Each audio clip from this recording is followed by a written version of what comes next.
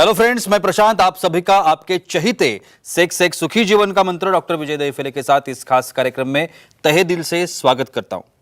दोस्तों, हमें जब भी कोई मेडिकल इमरजेंसी आती है या फिर स्वास्थ्य से जुड़ी कोई भी परेशानी सताती है, तब हम क्या करते हैं?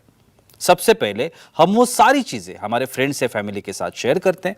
पर दोस्तों, हमें जब भी कोई सेक्स से जुड़ी परेशानी सताती है, तब हम ऐसा नहीं कर पाते, क्योंकि इस बारे में बात करने में हम झिझकते हैं, हमें शर्म आती है। पर दोस्तों, अब शर्माने की बिल्कुल जरूरत नहीं, क्योंकि डॉक्टर विजय दहीफले आपके सारे सेक्स रिलेटेड सवालों के जवाब बहुत ही पॉजिटिव तरीके से जरूर देंगे। दोस्तों, शो को शुरुआत करते हैं, लेकिन उसके पहले जानते हैं डॉक्टर विजय दहीफले इनके बारे में। डॉक्टर विजय दहीफले ये एक जाने माने सेक्सोलॉजिस्ट, यूरोलॉजिस्ट और एंड्रोलॉजिस्ट है। डॉक्टर दहीफले जी के क्लिनिक औरंगाबाद, हैदराबाद, दिल्ली में द्वारका, पुणे तथा नवी मुंबई में नेरुल, दादर, अंधेरी, कल्याण, नासिक, अहमदाबाद और दुबई में भी है। डॉक्टर विजय दहीफले जी का भारत तथा अन्य देशों में कॉन्फ्रेंसेस और सेमिनार के लिए हमेशा आना जाना रहता है, जिसमें वे सेक्स संबंधी सभी समस्याओं पर सलाह एवं मार्गदर्शन करते हैं। तो चलिए शो को शुरुआत करते हैं। डॉक्टर साहब हमारे साथ है। Sir, welcome to the show. नमस्ते। आप सभी जानते हैं कि किस तरह की इंफॉर्मेशन इस वीडियोस में हम देने की कोशिश करते हैं। जो इंफॉर्मेशन हम जिसे साइंटिफिक इंफॉर्मेशन कहते हैं, ये इंफॉर्मेशन है जो ज़्यादातर कहीं पे अवेलेबल नहीं है। आज का जो टॉपिक हमने लिया है, धातु की जांच कैसे की जाती है, बहुत इंपॉर्टेंट टॉपिक है।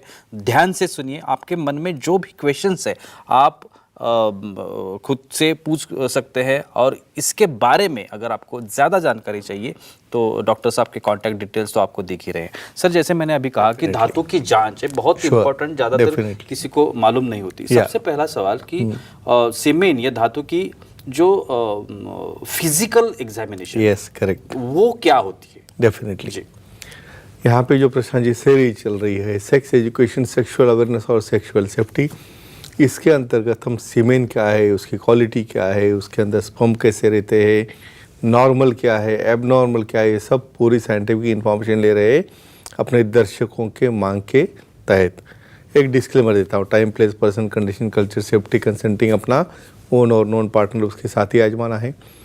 भाई धातु तो बन गया, अभी कुछ लोगों को उसकी जाँच करनी है, किसको बच्चा नहीं हो रहा है 2 साल के बाद में, किसको कम क्वान्टिटी आ रहा है, किसको और कोई प्रॉब्लम हो रहा है। फिजिकल एग्जामिनेशन, केमिकल एग्जामिनेशन और माइक्रोस्कोपिक एग्जामिनेशन, ऐसा क्लासिफिकेशन है। फिजिकल में क्या देख रहे हो भाई? इसके अंदर फिजिकल में देखना है भाई उसका क्वांटिटी कितना आ रहा है बाहर। समझो 1 या 2 ml नॉर्मल पकड़ेंगे उसको हम। कलर क्या है उसका, उसका स्मेल क्या आ रहा है, नॉर्मल कलर क्या रहता है, थोड़ा सा येलोइश वाइट कलर है, नॉर्मल है। और स्मेल जैसा ब्लीचिंग पाउडर जैसा जो स्मेल आएगा वो नॉर्मल स्मेल रहता है। तो फिजिकल एग्जामिनेशन में उसकी क्वांटिटी देखनी है, उसका कलर देखना है, उसका स्मेल देखना है, या कोई एबनॉर्मल कलर उसमें आया है क्या नहीं है, ये देखना है। उसका क्या सिग्निफिकेंस रहता है देखेंगे। और बिल्कुल सर, धातु का लिक्विफेक्शन टाइम होता है, यस, ये नॉर्मल इसमें क्या होता है? श्योर, वेरी इंपॉर्टेंट जी। बहुत बार हमारे दर्शक या पेशेंट कहते हैं सर मेरा धातु बहुत ही पतला है, मेरा धातु बहुत ही गाढ़ा है। भाई उसके भी कारण अलग अलग रहते हैं, लेकिन नॉर्मल क्या रहता है? जब भी धातु समझो इजैकुलेट होगा पल्सेटाइल मैटर में 1 या 2 ml, पहले तो क्या दिखेगा आपको? एक सॉलिड वहाँ पे लोकल रीजन पे सॉलिड नॉन लिक्विडिफाइड एलिमेंट दिखेगा। उसको पूरा लिक्विफाई क्यों होना है भाई? योनि में जब धातु डिपॉजिट होगा तो स्पर्म को तो फ्री होना है, और फ्री होके वहाँ पे अंडाशय तक जाना है फर्टिलाइज करने के लिए। तो 10 से 15 मिनट ये लिक्विफेक्शन टाइम लगता है। उसके बाद स्पर्म फ्री हो जाएंगे और वहाँ पे मोबिलिटी उसकी बनती है और अंडाशय को पहुँचते हैं।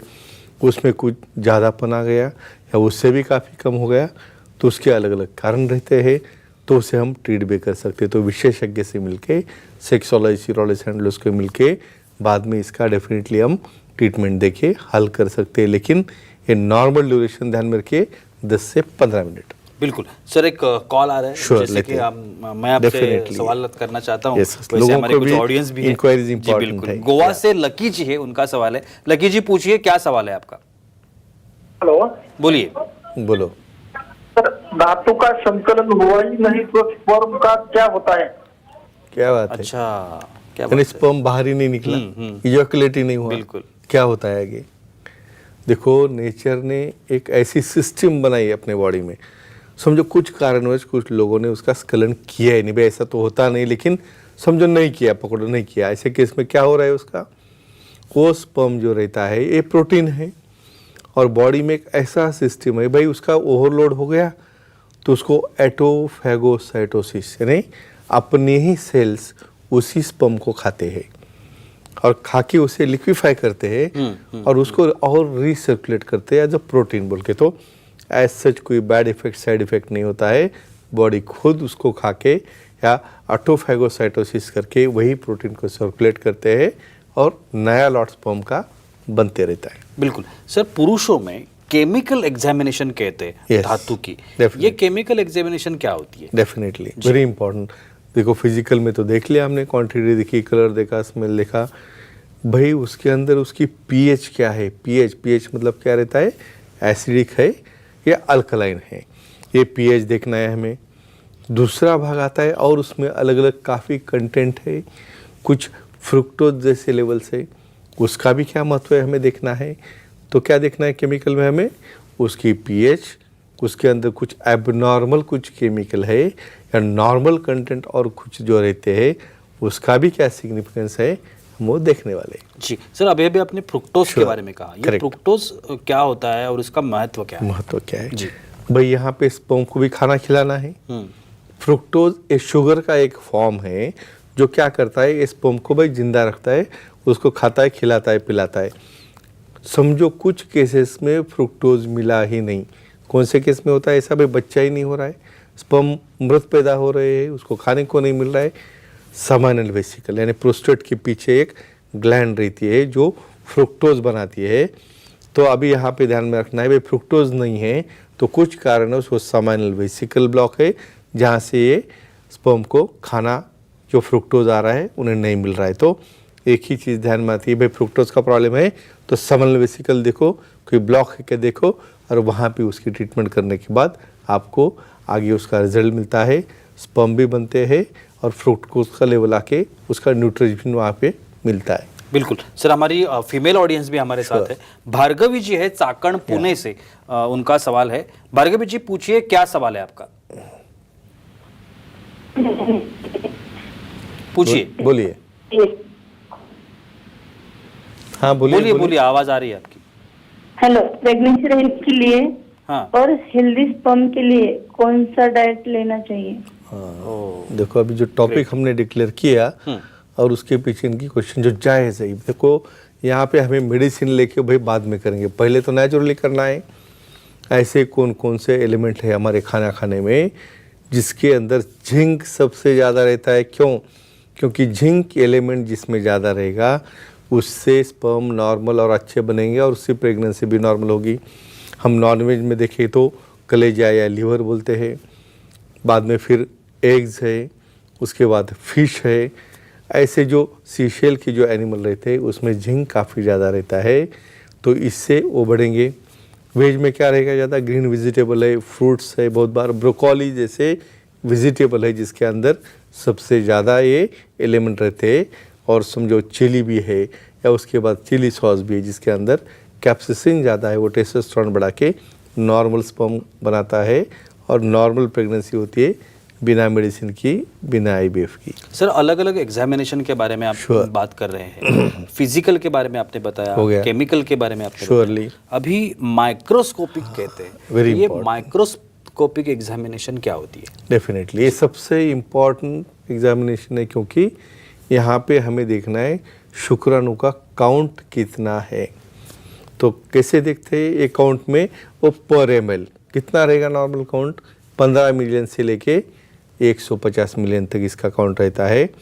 और इसमें क्या देखना है, और भाई उसका हेड कैसा है, उसका डीएनए कैसा है, उसकी नेक कैसी है, उसका टेल कैसा है, उसमें भी अलग अलग एबनॉर्मलिटी रहती है जो हम वन बाय वन देखने वाले हैं। और एक आखिरी और बहुत इंपॉर्टेंट सवाल, yes, very important, sperm motility Yes. और प्रेगनेंसी, यस, इसका क्या रिलेशन है? डेफिनेटली। अभी ये सीधा टॉपिक जाता है IUI यानी इंट्रा यूट्राइन इंजेक्शन जो स्पर्म करते हैं उसके ऊपर या IVF इन विट्रो फर्टिलाइजेशन के ऊपर। देखो सिर्फ स्पर्म बनने से फ़ायदा नहीं है, जगह पे ही पड़े रहेगा, कुछ काम का नहीं। फॉरवर्ड प्रोग्रेसिव मोटिलिटी 50% से ज़्यादा होगी तो ये स्पर्म योनि से लेके वहाँ पे ट्यूब तक ट्रैवल के जहाँ पे अंडकोश है उसे फर्टिलाइज करता है। तो ये इम्पोर्टेंस है इसका। और इसमें कुछ बाधा आ जाए तो सेक्सोलॉजिस्ट एंड्रोलॉजिस्ट यूरोलॉजिस्ट के दिखा के इसको ट्रीट करके हम नॉर्मल प्रेगनेंसी दे सकते हैं। सीधा भाई इसको कुछ नहीं होता बोल के IUI या IVF के पीछे लगना नहीं है। पहले बेसिक मेल का प्रॉब्लम सॉल्व करो और फिर बाद में बाकी की ट्रीटमेंट आजमा सकते हो। तो फ्रेंड्स, साइंटिफिक इन्फॉर्मेशन लेके नॉर्मल मेथड से प्रेगनेंसी कैसे हो जाए और नॉर्मल डिलीवरी कैसे हो जाए, इसके बारे में ध्यान दो। टुवर्ड द नेचर के साथ चलो और अपने सब निजी प्रॉब्लम सॉल्व करो।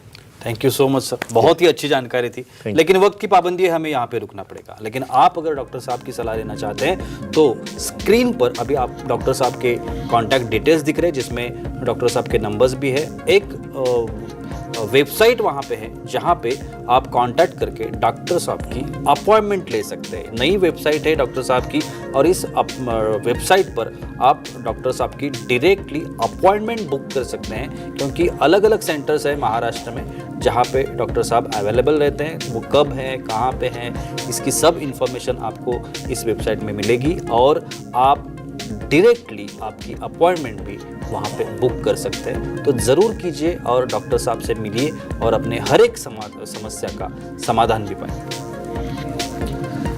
तो चलिए रुकते इस एपिसोड में, अगले एपिसोड में फिर मुलाकात होगी। तब तक के लिए शुक्रिया।